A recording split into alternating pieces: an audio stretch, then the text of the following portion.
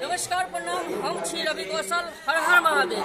अखन हम कपिलेश्वर स्थान में छी और एतऽ महाशिवरात्रि के बहुत नीक आयोजन भ रहल छै। जे महाशिवरात्रि में जे काल्हि के दिन में आइ भ गेल 17 तारीख, काल्हि 18 तारीख के महाशिवरात्रि और एतऽ के आयोजन अहाँ देख सकै छी। कैमरामैन के कहबनि कनि आगाँ सटा देखेथिन कनि। और महाशिवरात्रि के अवसर पर बड़ नीक पूजा पाठ वगैरह होइ छै और तमाम लोग तरह के भक्तगण जे आसपास से एतऽ आबै छथि, दर्शन करै छथि। एतुका हम किछु गोटे से पूछऽ चाहबै, की नाम भेल अहाँके? कतऽ से आयल छियै? देरुआ से पूजा पाठ करऽ लेल काल्हि आबऽ के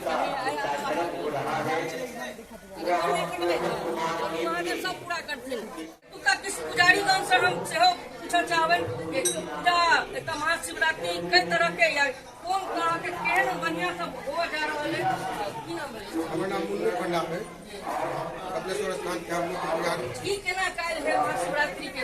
महाशिवरात्रि के जे छै से अवसर पर धूमधाम से हिनकर रुद्राभिषेक संग पूजा, तकर बाद विवाह, उसके बाद बरियाती के झांकी एकदम दर्शन निकलते हैं। अच्छा, बरियाती हाँ, भूत प्रेत पंडित जी सब भूत प्रेत बनै छथिन, झांकी दर्शन होइ छै। बहुत बढ़िया बात। देखै छियै एकर झांकी के सेहो व्यवस्था कयल गेलै और हम चाहबै कि कैमरामैन के कनि देखथिन। कैमरामैन के दर्शन अहाँ एतऽ से कऽ सकै छी और काल्हि महाशिवरात्रि के तौर पर एतऽ किछु विशेष पूजा पाठ के आयोजन हो जा रहल है, जाहिमे बाराती या एहन तरह के बहुत रास चीज अहाँके देखऽ के भेटत। अपने के पंडित जी की नाम भेलै? हमर नाम पप्पू झा पंडा छै। एतऽ बहुत कते दिन से अछि? 18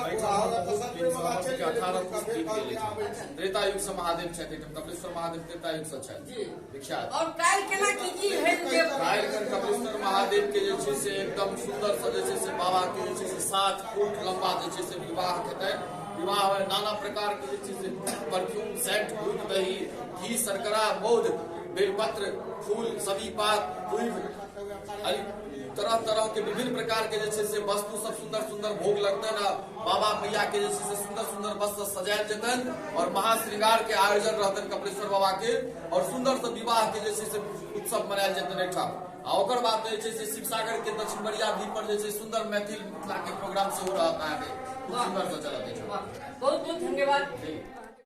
देख सकै छी अखने से काल्हि महाशिवरात्रि छै, एतऽ अखने से लोक सबके आबऽ के छै, आबि रहल छै और एतुका जे दर्शन करै छै, जे दर्शनार्थी छै से आबि रहल छै। और हमरा दिस से हम चाहबनि जे अहूँ सब आबी।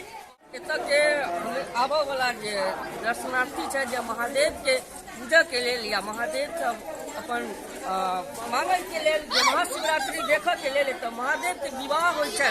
एतऽ संपूर्ण हर तरह के झांकी के संग महादेव के हर तरह के निराला अहाँके भेटत और बहुत रास अपन छै, बहुत रास अथी सब आयल छै दर्शन करे लेल। हम चाहबै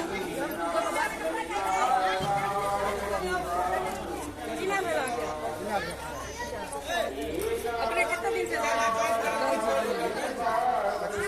काल्हि के महाशिवरात्रि छै, एकर की आयोजन कर रहल छै?